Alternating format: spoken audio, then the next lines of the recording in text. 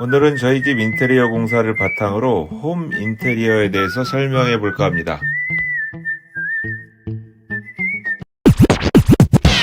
저희 집은 10년차 아파트인데요. 이쯤 되면 한참 인테리어에 관심이 생길 때죠.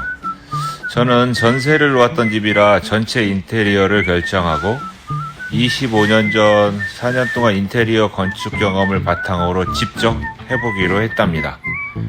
전체 디자인, 현장 감리 당연히 제가 하고요. 일용직, 현장 잡부, 곤방, 물건은 날르는 일을 하는 사람이죠. 까지도 직접 제가 하면서 인건비를 한 1,000만원 정도 절약했던 것 같아요. 공사 기간 동안 2명 일을 혼자 하려다 보니 아침 7시부터 저녁 10시까지 정말 힘들었습니다. 현장 시공은 인테리어 하는 후배의 도움을 받아 각 분야의 시공 업체들로 진행하였고, 준비 기간은 공사 시작 한 달 전으로 잡고 각종 건축자재 매장과 공장, 전시장 등을 답사해가며 자재와 단가를 조사해 내가 하고자 하는 디자인과 예산의 퍼즐을 완성합니다. 공사 기간은 철거 3일, 마감 청소 이틀을 포함 한 달로 잡았습니다. 그럼 거실부터 살펴보도록 할까요? 기존 현관 구조가 불필요하게 길어 과감하게 철거해 집이 훨씬 넓게 보이도록 개방감을 주었습니다. 거실 내부의 벽은 자체 습도 조절과 여름은 시원하고 겨울은 따뜻한 장점이 있는 천연 대리석으로 결정했습니다. 그래서 청담동, 논현동 건축자재상을 돌아다니던 중 눈에 팍 들어오는 천연 대리석을 발견하였는데, 문제는 가격이 상상 초월이더군요. 보통 대중적으로 비앙코 무늬의 타일을 많이 쓰는데 그보다 더 고급스럽게는 비앙코 천연 대리석을 많이 씁니다. 이곳에 전시된 천연 대리석 중 퀄리티나 단가적으로는 하이 그룹에 해당되니까 비앙코는 애초 제 눈에는 차지도 않았고, 그래서 조사 끝에 건축회사를 사칭하고 직접 찾아간 KS 석재 가공 공장에 갑니다. 그곳에서 찾아낸 흰 바탕의 검정선과 잘 어울리는 보랏빛 무늬 때문에 라일락이란 이름으로 불리는 이태리 명품 천연 대리석으로 결정하고 벽지수 도면을 그려주어 무늬를 살리기에 크게 원장으로 시공하기로 했습니다. 또한 고품격 아트월을 위해 한방에 내 마음을 사로잡은 최고가 상품인 브라질 스톤 파타고니아 구입을 위해 수입 석재 회사를 찾아가서 도매가로 구입하고 가공 공장에 맡기는 자재상 방식으로 25% 정도 저렴하게 거래했답니다. 이 파타고니아는 국내에 소개된 지 얼마 안 되었고 워낙 고가라서 홈 인테리어는 주로 식탁으로 들어가는데 무늬에 따라 약간의 차이가 나지만 3.3 곱하기 2m 빅슬랩 원장이 600만원 정도 합니다. 이 천연석은 아마존에서 1억 5천만 년 동안 만들어진 명품 석재, 희귀 석재 천연석으로 통하는데요.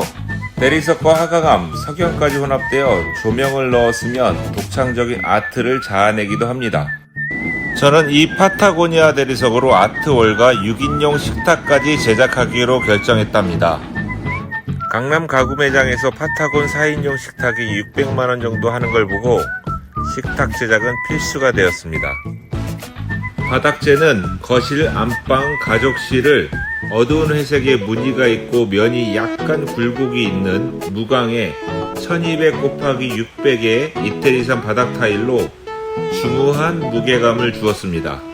참고로 천연 대리석 바닥은 물먹음, 얼룩, 색변화, 강도 등 여러가지 단점 때문에 잘 사용되지 않고 있는데요. 대리석처럼 보이는 것도 가공 타일입니다. 단가적으로 비교해보면 중국산, 국산, 이탈리아 순으로 같은 스타일이라도 퀄리티 차이가 조금씩 있습니다. 또한 같은 종류의 타일이라도 1200 사이즈와 600 사이즈는 단가적으로 2배가 아니라 3배 비쌉니다. 시공비도 2배나 비싸고요.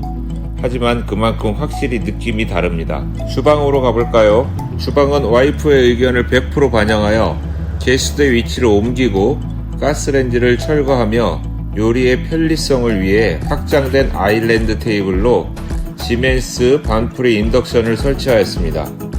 팬트리 구조 또한 시스템 수납장을 설치하고 전기밥솥, 커피 머신 등 슬라이딩 수납으로 하여 밖에 나와 있는 가전제품 없이 깔끔하게 사용하도록 구조를 만들어 놓았습니다.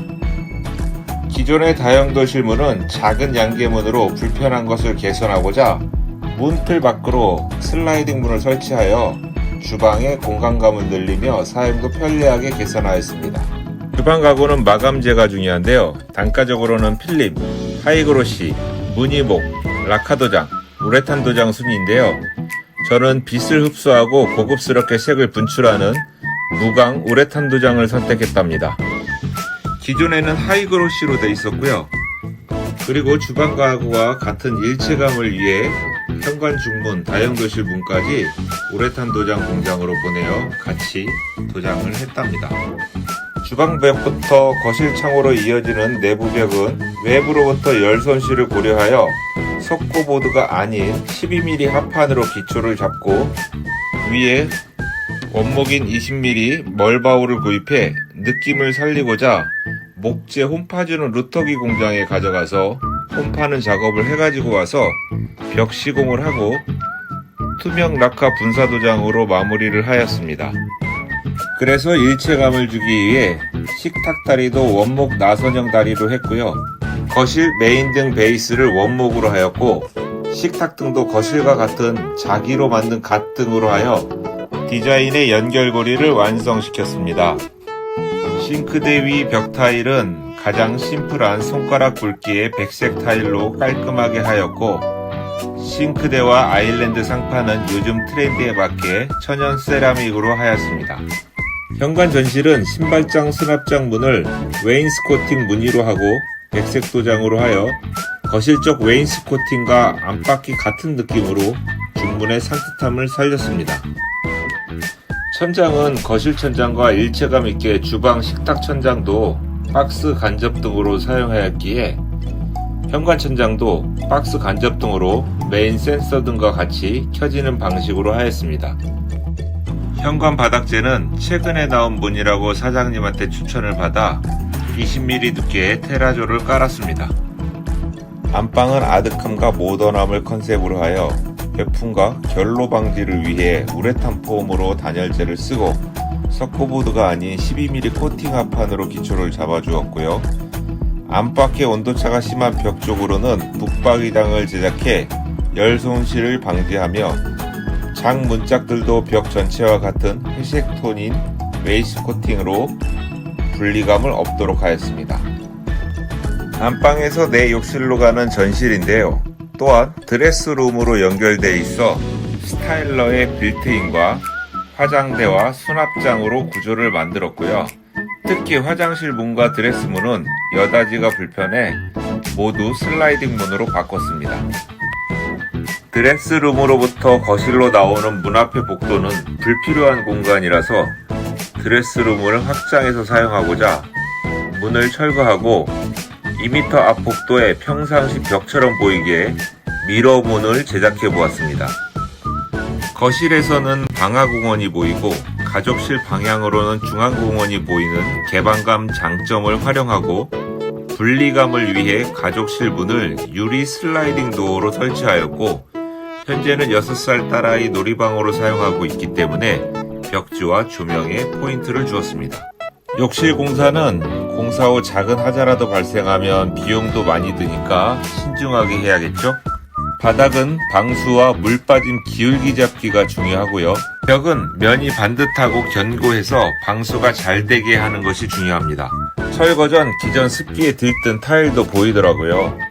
콘크리트 벽은 구배도 안 맞고 면이 고르지 못하니 타일 접착을 떡으로 붙이는 방식으로 시공해서 타일의 매지가 손상되면 습기가 글로 들어가 5년이 넘으면 타일이 변형이 올 수 있습니다.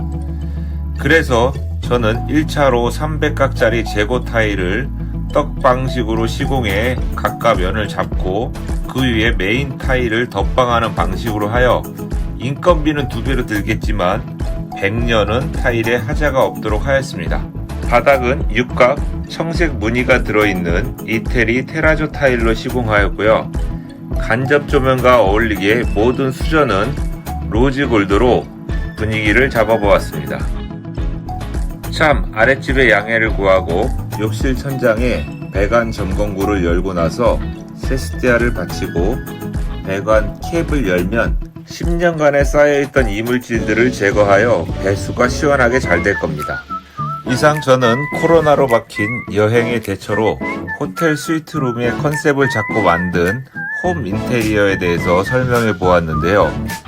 인테리어는 개인의 관점과 취향이 다르기 때문에 제가 올린 영상은 저도 전문가가 아니니까 인테리어의 이해와 참고하는 정도로 해석해 주셨으면 감사하겠습니다.